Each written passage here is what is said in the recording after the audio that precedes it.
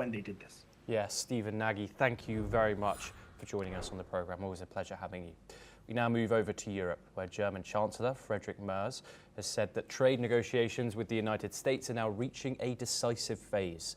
He also warned that the ongoing tariff dispute with the US will cause even greater damage to the economy as talks continue to reach an agreement ahead of the August 1st deadline. Here's what the German Chancellor had to say. Last but not least, im Zollstreit mit den USA nähern wir uns jetzt der entscheidenden Phase. Wir brauchen eine faire, zuverlässige Verständigung mit niedrigen Zollsätzen. Diese Handelspolitik zwischen den Partnern, zwischen Amerika und Europa, muss den transatlantischen Markt stärken und nicht schwächen. Sonst wird dieser Streit. US President Donald Trump also mentioned that representatives from the European Union are coming for trade negotiations with the United States on July the 23rd. This came after Trump announced that the US had reached a massive trade deal with Japan. Here's what the US president had to say about the issue. And we have Europe coming in tomorrow, and the next day we have some other ones coming in. We're doing things that have never been done in this country before, and our country is becoming very rich again, and that's the way it should be. They're not taking advantage of us. We're now joined by our guest today, Peter Cordello, who's a chief market economist at Spartan Capital Securities. He joins us live from New York. Peter, thank you very much for coming on the program. Peter, this trade deal was announced with Japan today.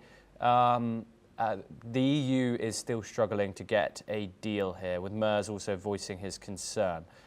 If Trump delays or walks away, what are the likely short-term impacts on German export orders, particularly for the top exports of machinery and chemicals? Yeah, I think that it's just a matter of time before the U.S. strikes a deal with the EU and with a lot of the individual countries as well. And we saw that, with Japan last night. Trump announced a trade deal, of course, off from the higher end of the tariffs that he had originally imposed. So, of course, above the 10% as well. But an agreement that seems to have appeased both sides, and I think that's exactly what's happening with the EU and with the individual nations. Now, this is the type of a combative negotiating scenario where you have high points and low points, and then eventually you come to some sort of an agreement. So I remain optimistic that we probably will get a deal with the EU and individual European nations before the deadline. If not, then you'll have a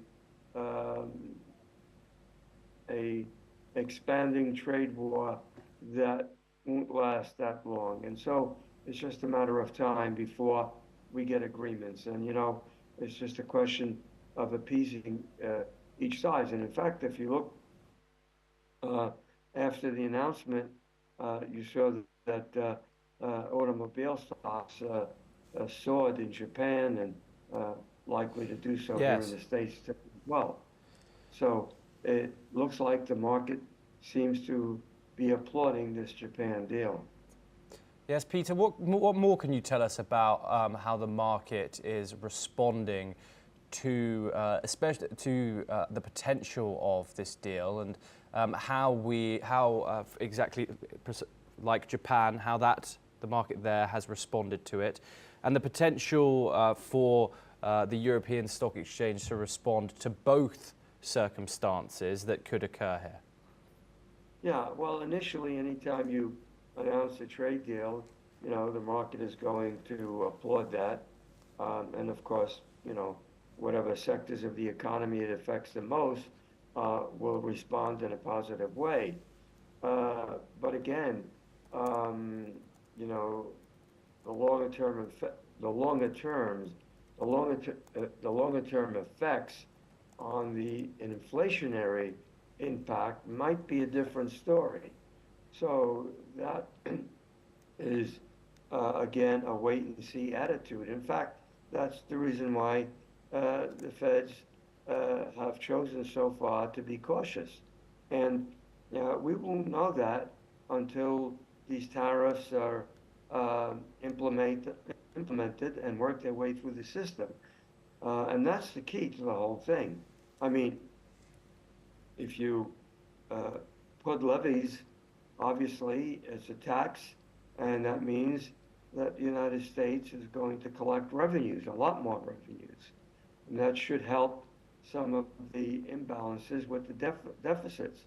But on the other hand, it can create higher inflation. And that's the sticky point. So on deal announcements, the markets usually applaud in a good way.